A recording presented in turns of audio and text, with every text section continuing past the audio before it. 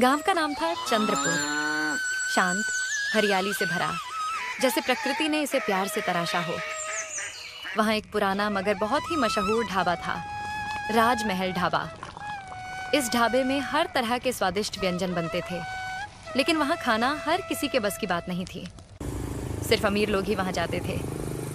गरीबों के लिए तो जैसे उसके दरवाजे बंद ही हों। उसी गांव में रहते थे किशन, उसकी पत्नी शांति और उनकी छोटी बेटी मीरा रहते थे। उनका परिवार बहुत ही गरीब था। किशन रोज दूसरों के खेतों में मजदूरी करता और किसी तरह घर का खर्च चलता।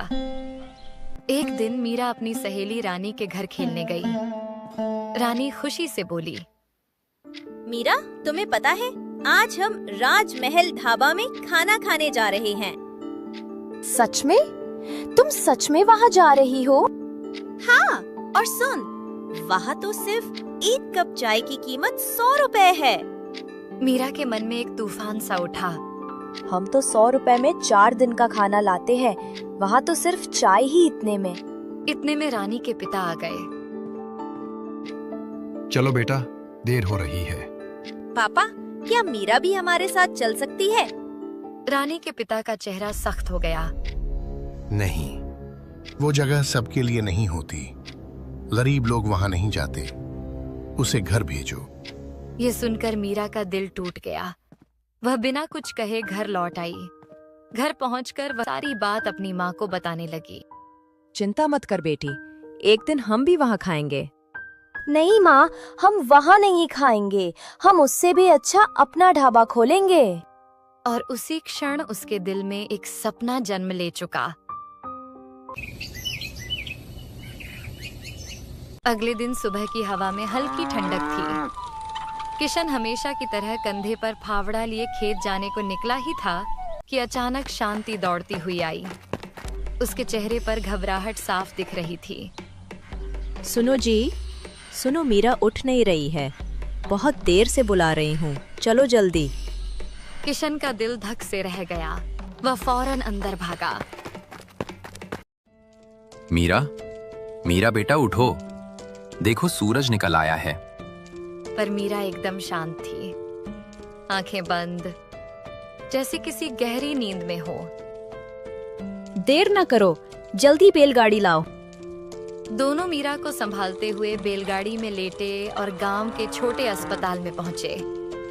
वहां डॉक्टर ने मीरा की जांच की। कुछ देर बाद डॉक्टर बाहर आए। उनके चेहरे पर गंभीरता साफ थी। उन्होंने धीमे स्वर में पूछा, आप दोनों इस बच्ची के माता पिता हैं? हाँ डॉक्टर साहब, हमारी मीरा को क्या हुआ है? आपकी बेटी को कैंसर है और अब उसके पास ज्यादा समय नहीं बचा।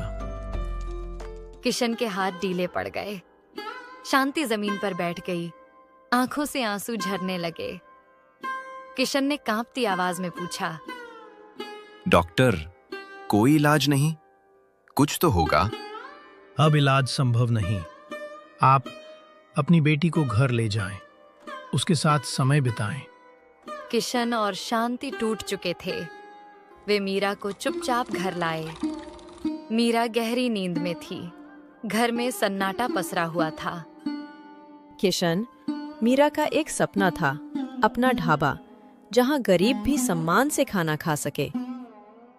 हाँ शांति, और मैं उसके सपने को मरने नहीं दूंगा।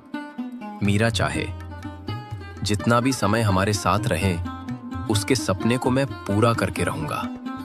और उसी क्षण मीरा का सपना अब उसके पिता के दिल में जलते दीपक की तरह हमेशा के लिए जल उठा।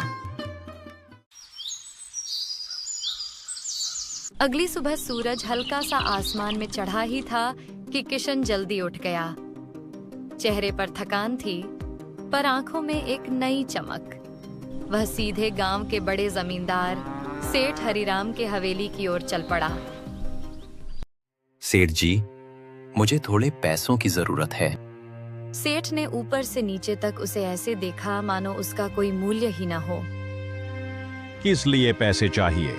पहले से ही कर्ज में दबे हो तुम। मैं गांव में एक ढाबा खोलना चाहता हूँ। मीरा का सपना है। तू ढाबा? अरे गरीब लोग सपने नहीं देखते, उन्हें सिर्फ पेट भरने का हक है। जा खेत में काम कर। किशन चुपचाप सिर झुकाकर वापस लौट पड़ा। मन में दर्द था पर हार नहीं। मीरा के लिए मुझे रास्ता खुद बनाना होगा।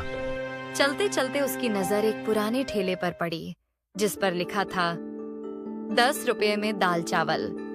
किशन उस ठेले के पास गया। भाई एक प्लेट देना। ठेले वाले ने मुस्कुराकर गरम दाल और चावल की प्लेट उसके सामने रख दी। किशन ने धीरे धीरे खाया। स्वाद सरल था लेकिन दिल भरने वाला।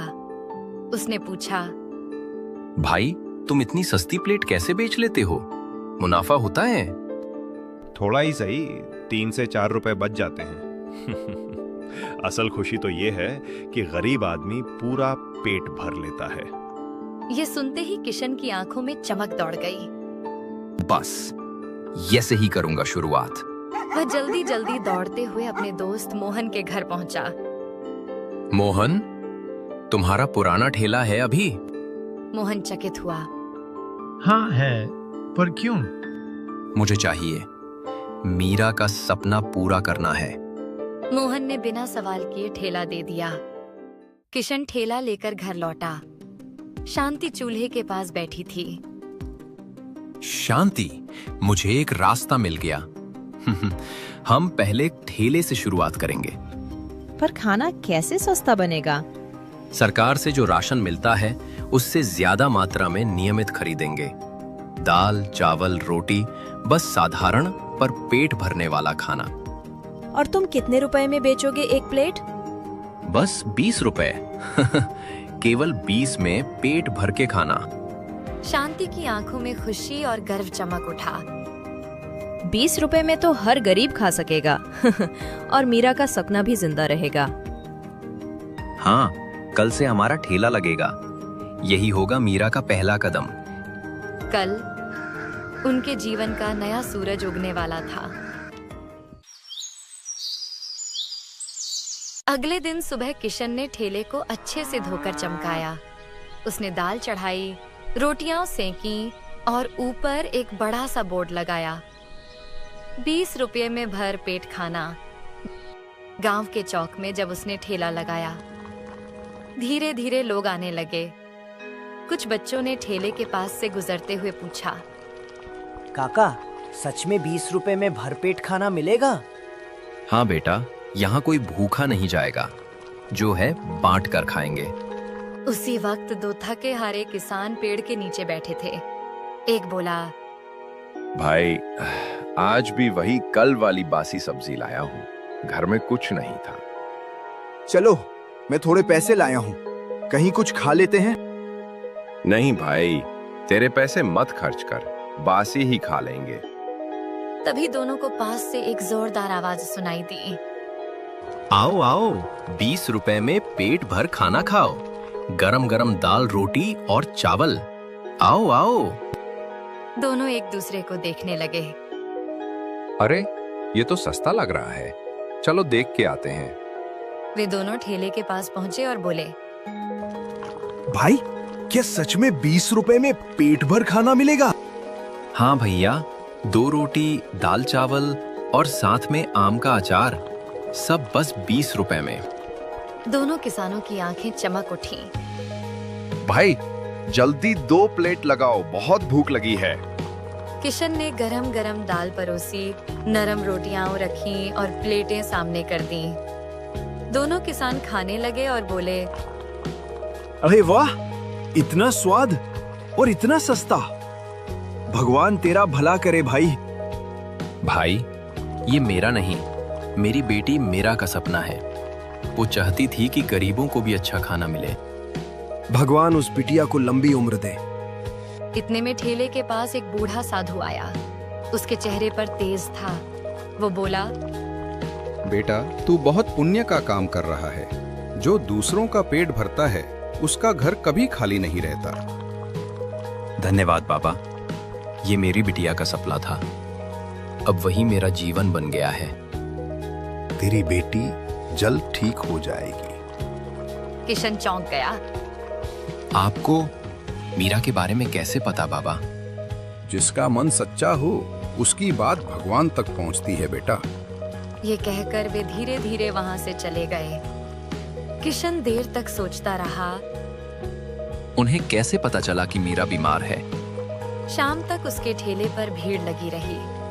कोई किसान धन्यवाद कहता, कोई मजदूर मुस्कुराता।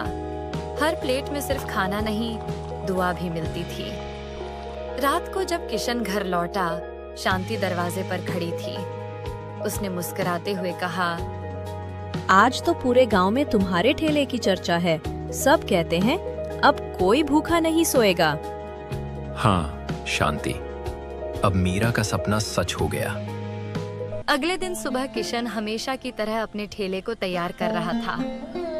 तभी उसका पुराना दोस्त हरिया दौड़ता हुआ आया और जोर से बोला, अरे किशन, जल्दी चल, गांव में एक मेडिकल कैंप लगा है जहां कैंसर के मरीजों का मुफ्त इलाज हो रहा है। किशन ने चौंकते हुए कहा, क्या सच में? लेकिन यार, गांव के डॉक्टर ने तो कहा था कि अब मीरा का इलाज मुमकिन नहीं है। वो डॉक्टर तो गांव का है, पर इस कैंप में जो डॉक्टर आई हैं, वो विदेश से आई हैं। एक बार कोशिश तो कर ले भाई, क्या पता चमत्कार हो जाए। किशन के चेहरे पर उम्मीद की एक किरण चमक उठी। उसने बिना वक्त गंवाए कहा, चल हरिया, अभी चलते हैं। सुनो शांति, जल्दी तैयार हो जाओ, मीरा को लेकर चलना है। बाहर से बड़ी डॉक्टर आई हैं। पर किशन, डॉक्टर ने तो कहा था अब कोई उम्मीद नहीं है। भगवान के घर देर है, अंधेरा नहीं। चलो आखिरी कोशिश करते हैं।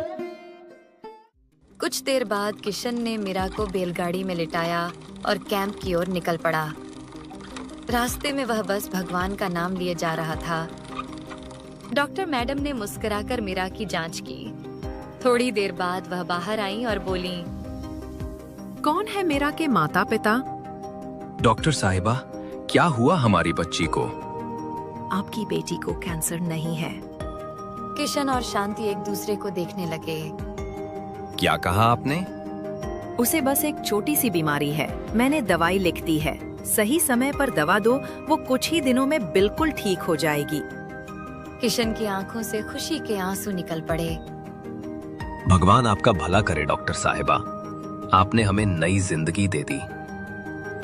वो मीरा को लेकर घर लौटे। शांति खुशी से बोली, सुनो जी, देखो ना, भगवान ने हमारी सुन ली। भगवान के घर देर है, अंधेरा नहीं। मीरा को अब होश आ गया था।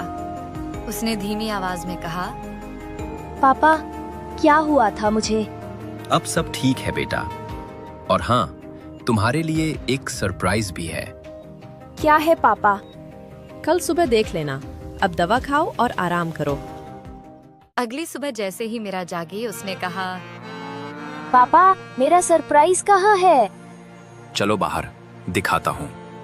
मीरा जब बाहर आई तो सामने चमकता हुआ ठेला खड़ा था। उस पर लिखा था, 20 रुपए में भरपेट खाना। मीरा की आंखें चमक उठीं। वो खुशी से चिल्लाई, पापा, आपने मेरा सपना सच कर दिया। हाँ बेटा, अब कोई गरीब भूखा नहीं रहेगा। पापा, अब मैं भी आपके साथ ठेले पर चलूंगी। मैं भी सबको खाना परोसूंगी। इस तरह मीरा का सपना सच हुआ और वही सपना पूरे गांव की उम्मीद बन गया।